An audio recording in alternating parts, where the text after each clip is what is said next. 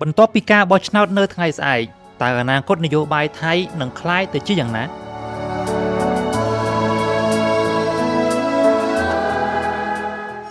កងចក្រនយោបាយនៃព្រះរាជាណាចក្រថៃក្នុងប្រមាណទសវត្សរ៍ចុងក្រោយនេះ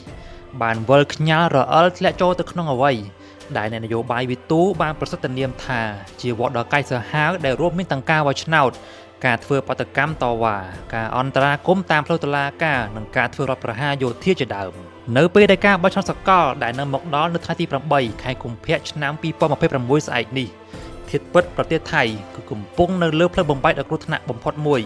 បន្ទាប់ពីរយៈពេល9ឆ្នាំនៃស្ថិរភាពសព្វនិមិត្តដែលនៅក្រោមការគ្រប់គ្រងនៃរបបយោធាដឹកនាំដោយឧត្តមសេនីយ៍ប្រយុទ្ធច័ន្ទអូចាប្រទេសថៃក៏បានវិលត្រឡប់ទៅរកការបោះឆ្នោតស៊ីវិលឡើងវិញក្នុងឆ្នាំ2023ប៉ុន្តែស្ថិរភាពនោះបានរលាយបាត់ទៅវិញយ៉ាងឆាប់រហ័ស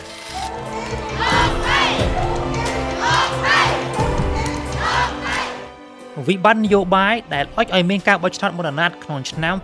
2026វាបានចាប់ផ្ដើមក្នុងខែសីហាឆ្នាំ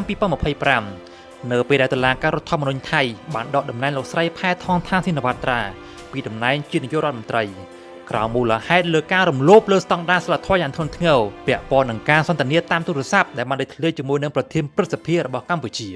ក្នុងខ្សែអត្ថសម្លេងនោះលោកស្រីផែថងថានត្រូវបានគេចោទប្រកាន់ថាបានបង្ហាញអកប្បកិរិយាទន់ភ្លន់ហួសហេតុជ្រុលនិងហាក់ដូចជាយល់ព្រមតាមការទាមទាររបស់ភាគីកម្ពុជាលើបញ្ហាព្រំដែនដែលបណ្ដាលឲ្យមានការខឹងសម្បារយ៉ាងខ្លាំងពីសំណាក់ក្រុមជាតិនិយមការដកតំណែងនេះបានធ្វើឲ្យរដ្ឋាភិបាលដឹកនាំដោយបកភឿថៃដួលរលំហើយបានបើកផ្លូវឲ្យលោកអនុទានឆានវីរៈគុលមេដឹកនាំបកភូមិใจថៃឡើងមកកាន់អំណាចបណ្ដោះអាសន្នតាមរយៈកិច្ចព្រមព្រៀងនយោបាយដ៏ស្មុគស្មាញជាមួយនឹងបកប្រជាជនអ្នកវិភាគលើនយោបាយថៃបានកំណត់ថាការសម្រេចចិត្តរបស់ម្ចាស់ឆ្នោតដែលជាប្រជាជនថៃនឹងត្រូវបានកំណត់ដោយឈលលើភាពតានតឹងលើមុំទាំង3ទី1គឺការកើនឡើងនៃស្មារតីជាតិនិយមដោយសារតែចំនួនព្រំដែនជាមួយនឹងកម្ពុជាដែលបានផ្ទុះឡើងនៅខែកក្កដានិងខែធ្នូឆ្នាំ2025ទី2គឺវិបត្តិសេដ្ឋកិច្ចដែលកំពុងតែដើរអស់ជើងនិងវិសមភាពសង្គមរវាងអ្នកមាននិងអ្នកក្រកាន់តែរីកធំឡើងនិងទី3គឺជាការតស៊ូអំណាចរវាងក្រុមកំណែទម្រង់និយមដែលតំណាងដោយបកប្រជាជននិងកម្លាំងអភិរក្សនិយមដែលតំណាងដោយបកភូមិใจថៃ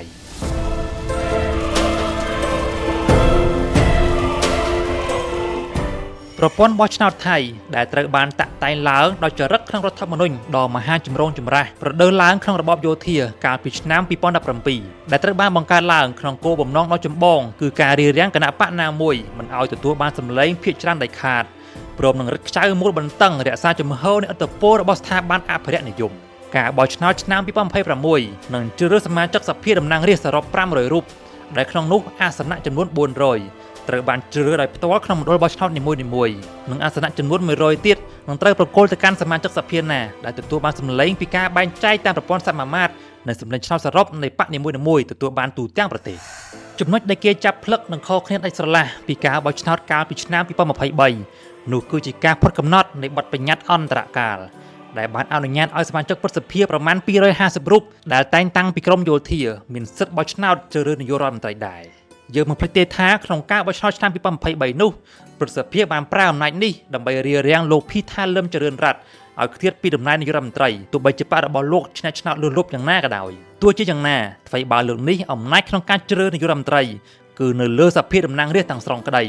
ប៉ុន្តែវាក៏មិនមែនមានន័យថាក្រុមអភិរក្សនិយមបាត់បង់ឥទ្ធិពលនោះឡើយត្បិតព្រឹទ្ធសភាដែលត្រូវបានត្រួតត្រាដោយបណ្ដាញរបស់ក្រមយោធាពួកគេនៅតែមានឥទ្ធិឫទ្ធិក្នុងការលើកដៃវេតូប្រឆាំងលើការកែសម្រួលរដ្ឋធម្មនុញ្ញបន្ថយអំណាចព្រះមហាក្សត្រនិងយោធា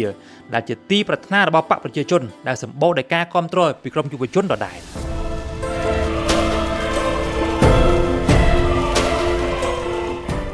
កម្មវត្ថុដែលអ្នកតាមដានសភាពការបោះឆ្នោតនៅស្រុកថៃចាំបាច់ត្រូវស្វែងយល់គឺថាអនាគតថៃពិតជាមិនមែនសម្រេចលើហបឆ្នោតតែម្យ៉ាងនោះទេ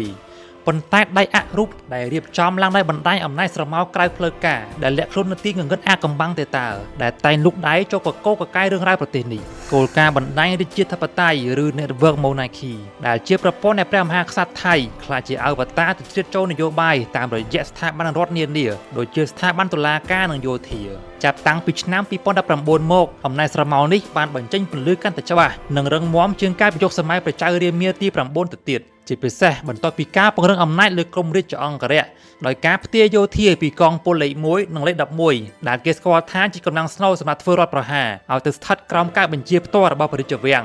គឺជាសញ្ញាបានបង្ហាញថាបើមានរដ្ឋប្រហារនៅពេលអនាគតគឺចាំបាច់ត្រូវតែមានការយល់ព្រមពីវិមានព្រះរាជវាំងនៅឯក្រុងទៀបជាដាច់ខាតការប្រើប្រាស់មាត្រាទី112នៃរដ្ឋធម្មនុញ្ញ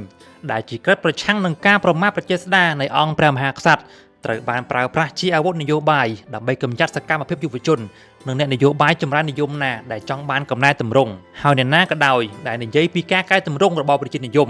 នឹងត្រូវចោទប្រកាន់ជាជនក្បត់ជាតិមួយរំពេចក្រោយរដ្ឋប្រហារជោគជ័យម្ដងជាពីរដងមកកងទ័ពថៃតែងបានចាត់ទុកខ្លួនឯងថាជាកម្លាំងមួយដែលមានម្ចាស់ការ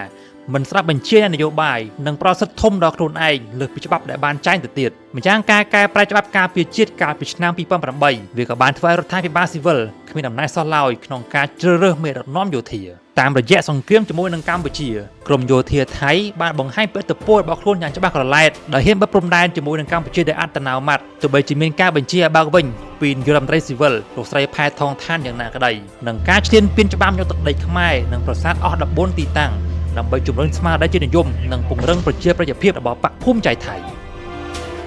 ចំនួនព្រំដែនដែលបានផ្ទុះឡើងវិញកាលពីចុងឆ្នាំទៅគឺមិនមែនជារឿងចៃដន្យនោះទេប៉ុន្តែវាគឺជាឧបករណ៍នយោបាយយ៉ាងស៊ីជម្រៅតែបណ្ដាញក្រុមអ្នកអភិរក្សនិយមបានដឹងយ៉ាងច្បាស់ថានៅពេលណាដែលប្រទេសជាតិមានសង្គ្រាមពេលនោះប្រជាជនថៃទាំងអ្នកស្រឡាញ់និងរិះគន់ក្រុមយោធាប្រកាសជានឹងងាកមកគាំទ្រកងទ័ពនិងបកអភិរក្សនិយមទាំងអស់គ្នាហើយបំភ្លេចចោលសិននៅការទាមទារការកំណែទម្រង់សេដ្ឋកិច្ចឬការកែប្រែរដ្ឋធម្មនុញ្ញដូច្នេះតាមរយៈសង្គ្រាមជាមួយនឹងកម្ពុជាក្រុមអភិរក្សនិយមថៃបានចំណេញនយោបាយពីររឿងសំខាន់តែបិទក្នុងក្រសែភ្នែកនៃរាជថៃភាគច្រើនកងទ័ពថៃលែងត្រូវបានគេមើលឃើញថាជាអ្នកបំផ្លាញលទ្ធិប្រជាធិបតេយ្យទៀតហើយប៉ុន្តែក៏បានខ្លាចជាអ្នកការពារអធិបតេយ្យជាតិទៅវិញម្យ៉ាងការលេចធ្លាយខ្សែអត្ថសម្លេងវាបានបង្ហាញថាត្រកូលស៊ីណាវ៉ាត់ដែលជាបន្លាក្នុងភ្នែកព្រះរាជវាំងដែលគេប៉ងកំចាយចោលយូរមកហើយនោះបានខ្លាចជាជនលក់ជាតិស្អុយឈ្មោះអាសោចជាស្ថាពរ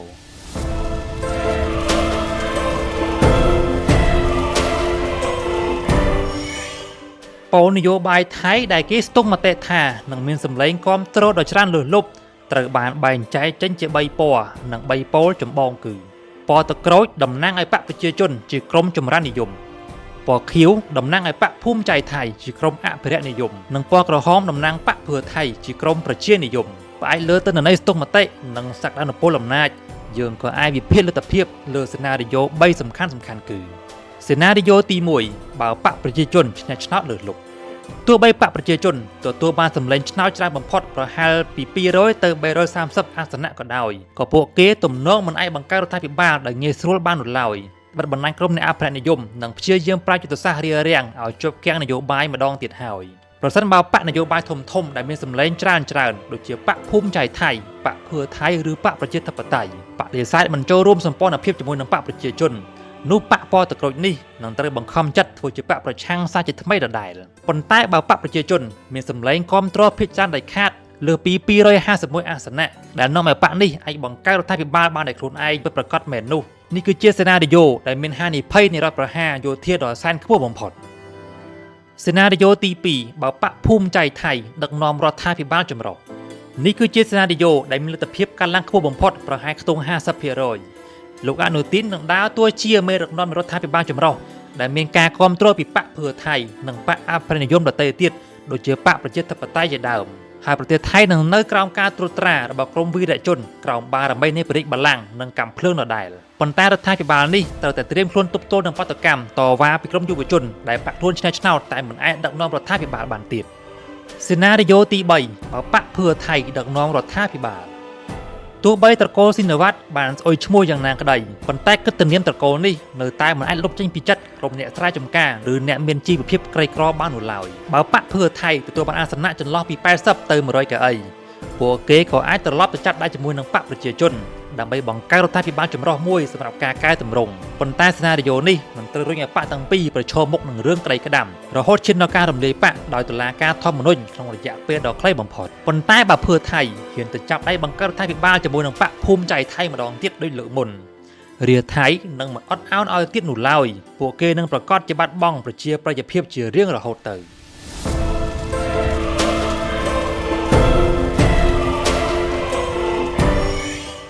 មែនទែនទៅការបោះឆ្នោតនៅថ្ងៃស្អែកនេះយើងចូលគុំស្រមៃថាវានឹងក្លាយជាទីបញ្ចប់នៃបទនយោបាយថៃ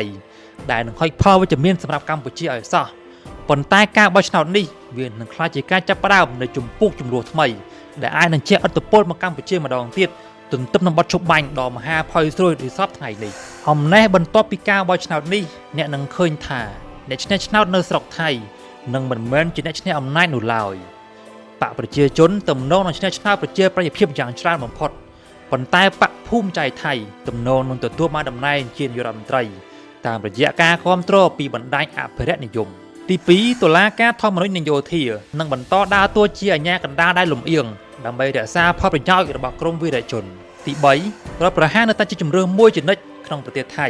ដរាបណាប្រព័ន្ធបណ្ដាញប្រជាធិបតេយ្យនៅតែមានឥទ្ធិពលលើពីស្ថាប័នប្រជាធិបតេយ្យនោះសម្លេងឆ្នោតរបស់ប្រជាជននៅតែមានតម្លៃទាបជាងកាំភ្លើងរបស់ក្រុមកងទ័ពដដែលប្រសិនបើគ្មានការផ្លាស់ប្ដូរណាមួយទេនោះប្រទេសថៃនឹងនៅតែធ្លាក់ទៅក្នុងវដ្តនៃអស្ថិរភាពដែលធ្វើឲ្យសេដ្ឋកិច្ចនិងសង្គមជាតិត្រូវដើរថយក្រោយជានិច្ចហើយការបោះឆ្នោតនេះនឹងគ្រាន់តែជាសូចនាករក្នុងការវាស់វែងថាតើប្រជាជនថៃមានការអត់ធ្មត់កម្រិតណាមុននឹងការផ្ទុះឡើងនៃបដិវត្តន៍ដ៏ធំមួយដែលនឹងកើតឡើងមិនអាចជៀសផុតនៅពេលខាងមុខ